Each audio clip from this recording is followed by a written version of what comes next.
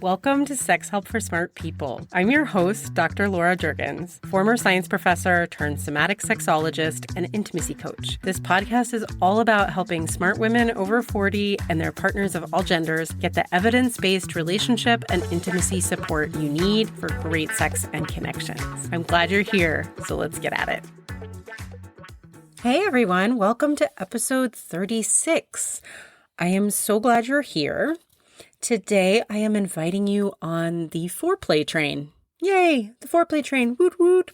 So we are going to talk for all genders and sexualities about how to get more creative and relaxed about foreplay, why that's super important for keeping the fire lit in your sex life, and what some of the blocks are to good foreplay.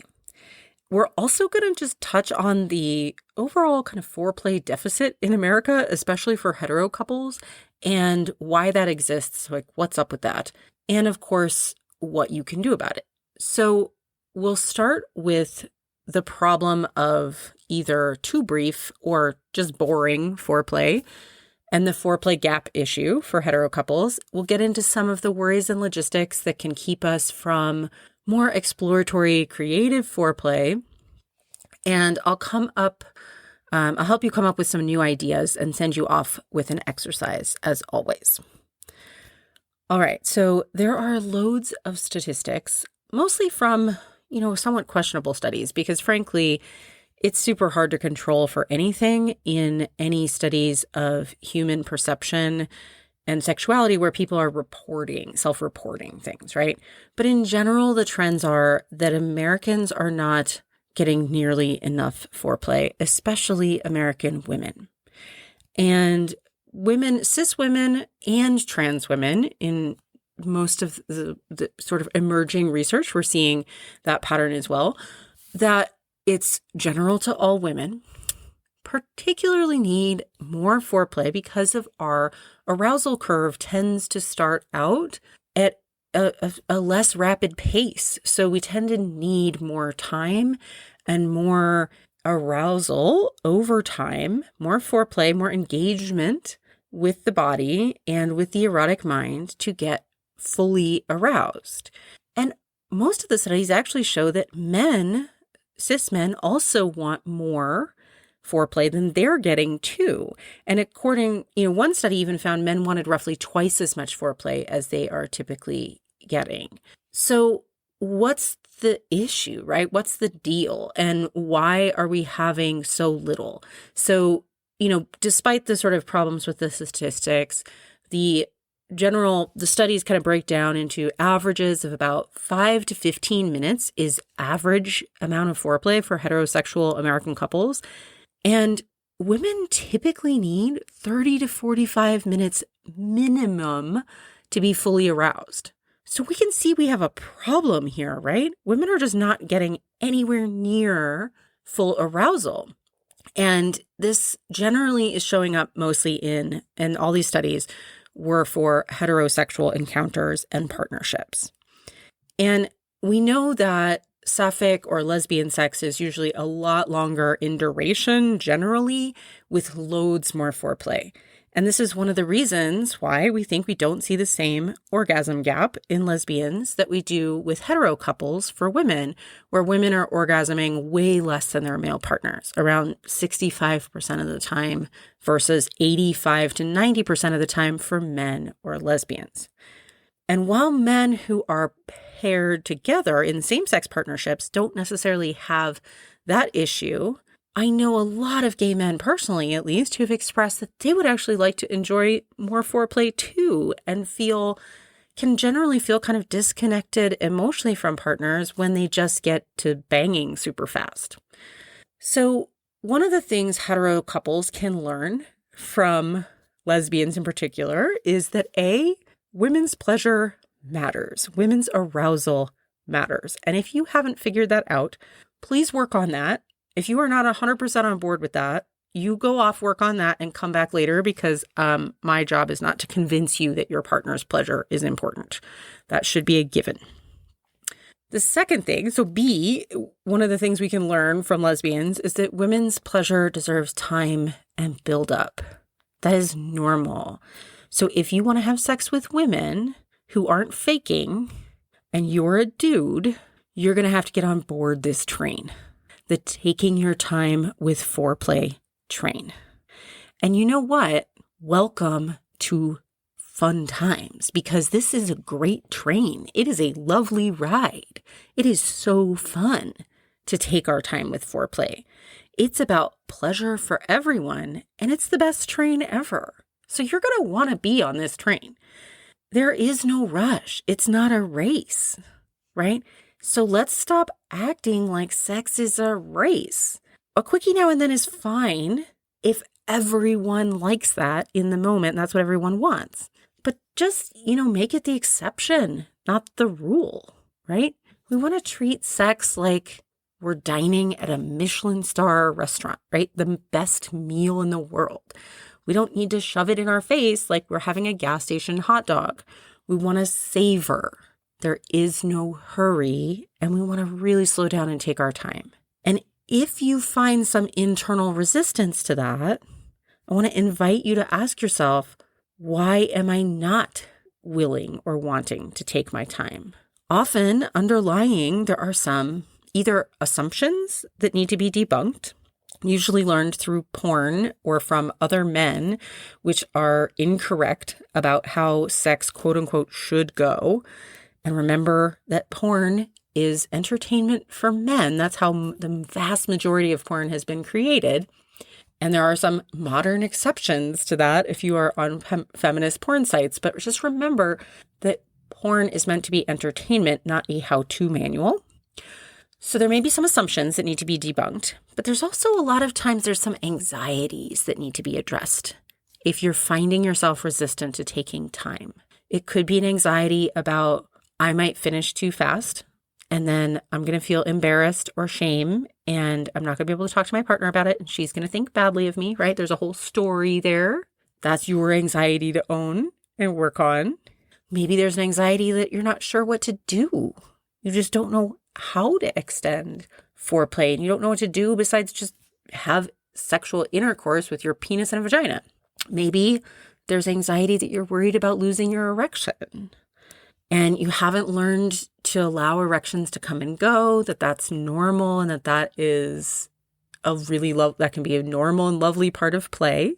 Maybe there's underconfidence. Maybe there's some worry of rejection, right? So please notice those things and get support in addressing them, because they will make you tend to want to rush. Please do not make your anxieties a reason to rush your partner or deny her the time she needs for her full arousal to bloom, so she gets to really fully enjoy herself and her capacity for pleasure. Because that's not fair for you to rush her because of your own anxieties. Okay, so that's my caution to heterosexual men out there, my plea / warning / invitation / please notice the way the world works kind of little come to Jesus moment. Okay, so here are some logistic things that can prevent good foreplay. We're going to move to logistics, because it's not just anxieties, it's also logistics that get in our way. So number one, not knowing what foreplay really is. And so let's break it down. There's two kind of umbrella phases, I would say. One is what I call just baseline sexy. You don't want to be skipping baseline sexy.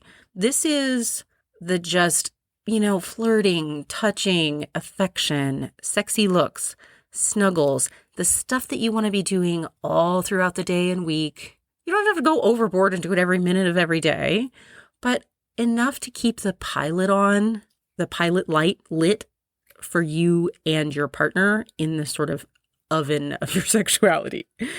And it's really worth discovering what you like and what your partners like to keep their pilot light on, and doing it at some sort of minimum baseline, right? It's not realistic to do everything on someone's list all the time, but you don't want to ignore them all week and then show up and expect you can just stick your tongue in their throat and the pants will come off, right? So if you need help with the flirting stuff, go to that Flirting 101 podcast and or, reach out to me. I work with folks on this all the time. Second phase is what we typically think of as quote unquote foreplay. And as an aside, I know this is the word I'm going to use today, and I will just frankly tell you that I hate it. I hate the word foreplay because it centers sexual intercourse or penis and vagina sex as like a main event. And this is another reason, frankly, why lesbians have more orgasms is that they don't do that. It's patriarchal as hell. But I'm going to use the word foreplay today because that's what everybody uses and that's what everybody knows. And in general, though, I encourage you to consider if that also feels messed up to you and doesn't feel good to you, to just use the term play or even sexy play. And that's what I do in my own personal life and a lot of my coaching, especially when someone is sensitive to any sort of pressure or obligation. Okay, so what we typically think of as the quote unquote foreplay, when many people think of this, they're thinking of kissing, maybe some groping, and then they get kind of stuck. Like, what the heck else do we do? So let's take a moment and think, well, what else? What could we do, right? What are all the fun things you can do with bodies? And I really want to invite you to have a conversation with yourself and your partners about what is great fun and sexy play for you, and what is great fun and sexy play for them. When I ask what couples do for foreplay, I often hear this particular story. All right, we do some kissing on the mouth, followed by maybe some neck kissing, usually then some sort of boob groping. Often it's too hard. Some oral sex, penetration, and done. Now, imagine doing that same thing over and over again for years and not really talking about it, which is what most people do. Somebody's going to get bored, if not both of you. And I cannot tell you the number of couples who've never talked about it, but it turns out one of them are already really bored or cannot stand that sequence. Something about it they absolutely hate. They are tolerating it. It is not helping them feel good or sexy or want sex. And in fact, this is a leading cause of low libido. And no wonder. You're getting shitty foreplay that doesn't work for you. You haven't ever unpacked it. You haven't talked to your partner about it. They don't know, or if you have, they sort of haven't changed it, or you haven't figured out together what else to do, right? And so you just feel sort of stuck with this just stuff that's like not arousing you. It's not fitting your own particular erotic makeup. It's not building what it's supposed to be, building for you. So people think there's something wrong with them, but a lot of times it's just something's wrong with your foreplay, right? So I hear all the time, I don't know what to do. But often it's from a person who has never asked their partner what they like. And sometimes even if they do ask the partner, the other person says, I don't know what I like either.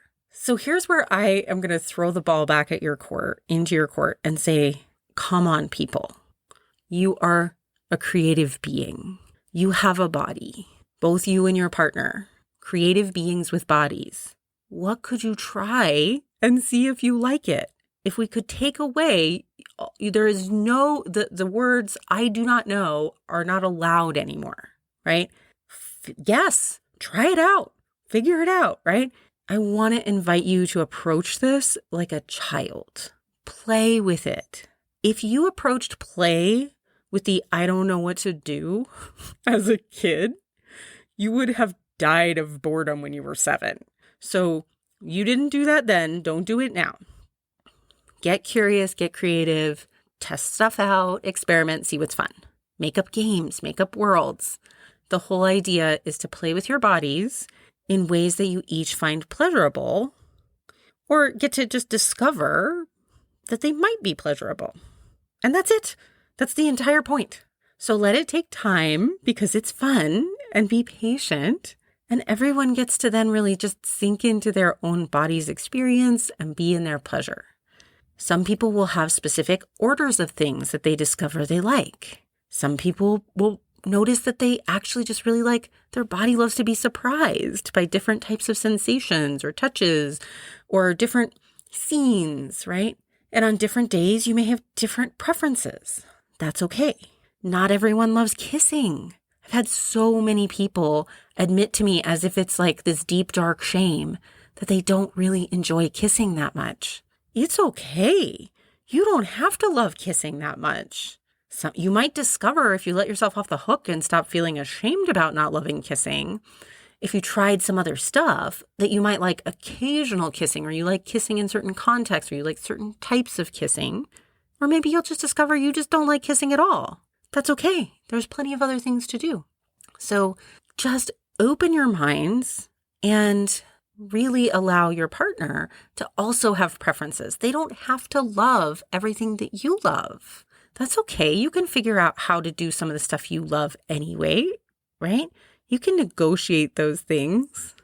So if your partner, for example, doesn't like kissing, well, how about running your fingers through her hair or blowing on her neck? How about putting your thigh up against her crotch and having some nice grinding? How about rolling around on the floor like puppies and wrestling? How about nibbles and growls? How about having your partner close their eyes and you touch them in surprise ways? How about trying out commands like go into the bedroom, take off your clothes and wait for me on the bed? Or, bend over that counter. Make sure if you're doing that stuff that you, any sort of power play or impact play, of course, that you've agreed in advance. But those are just some different ways of approaching. You don't have to just do the kissing, groping, a little bit of oral sex and penetration, like a little roundabout rigmarole over and over again for years, right? Let's get out of the rote, and we want to play. So try sensation play, temperature, objects, play with scents. All kinds of any sort of sensation can be part of foreplay. You can try roles. You can try mapping each other's bodies with feather-light touches to see what feels delicious or what just feels tickly, right? You won't know what feels amazing until you try a lot of things to figure out what's on your yes, please menu and what's on your not right now or no thanks menu. The point is just to get creative, take your time, and have a lot of communication. And in fact, those are the two things missing from most people's foreplay. The first is taking time, and the second is exploration with good communication. And that means honest feedback, right? We need honest feedback in order to find what happens to turn us on, what happens to turn our partner on. But if we're too focused on having to be the perfect lover intuitively without ever talking about it, and that's the only thing that's going to make us feel validated, right? So we just can't emotionally deal with if our partner, she or he doesn't happen to like the thing we tried, right? If we're so focused on us having to be perfect intuitively in order to self-validate, our partner will never feel comfortable giving us honest feedback. And you'll be back in the land where they're just going to tolerate stuff. And that is a first-class ticket to zero libido. So please consider opening up your willingness to allow your partner to have preferences, to open up to discovering and celebrating when your partner finds something they like, as well as when they find something they aren't into. That's actually really great feedback too. That's awesome. You have to know what's off the menu to find what is the most delicious menu possible, right? So please hear this one for sure. It is so important to be honest with each other about what you like and what you aren't into. That's the only way exploration actually works. And I think it's one of the main reasons I see so many couples who've never actually talked about what they like, because they are scared of how the other person will react to them having preferences, which is such a bummer. We get focused on this need to protect our partners from the reality that we have preferences. We don't need to do that. We just need to be kind about our preferences, right? So, for example, I absolutely hate having the inside of my ears licked. Oh my God, hate it. So I can tell someone that. I can tell my partner that without being mean about it and offer something I do like for him to do instead, or for another partner, for her to do instead, right? Hey, so you know, I do not like having the tongue inside my ears, but I really like the back of my neck kissed, right? That's fine. I don't have to wait for them to do it and then get the heebie-jeebies and get all like, oh, I'll never do that again. That's awful and gross, blah, right? So we're allowed to have preferences. We can just state them simply, not make it a personal thing. Totally fine. All right. So these two missing things, time and exploration with honest feedback, these are missing for a lot of people for one or more of these three reasons. Either emotional reasons like anxiety and people-pleasing, socialization reasons like male entitlement to quick gratification, or everybody's lack of good sex education, or logistical reasons like we're not taking time to prioritize sex, or maybe we're just in a crazy busy season of life, like we have newborn twins or something. So I want to invite you to reflect on those things and see where you could have more play. And if you want better sex and a much more active sex life where everyone's fully pleasured, come get on this like glorious foreplay train and really take your time and explore. Go back and listen to the ideas I offered and see which ones you might want to try with yourself or your partner. And your exercise is just the invitation to start with you. So next time you self-pleasure, give yourself really great foreplay. Allow yourself to take time. Set aside 45 minutes. Seriously. Seduce yourself, touch yourself, use oils like candles, try sensation play, whatever feels good. And see if you can really let yourself have that slow build up and see what comes up for you. All right, enjoy, my friends, and I will see you back here soon. Hey, if you're curious about how you could have better sex and connections, go grab my free guide, Find Your Secret Turn-Ons. It's right on my website, www.laurajurgens.com, and the link is in the show notes. I'll see you here next time.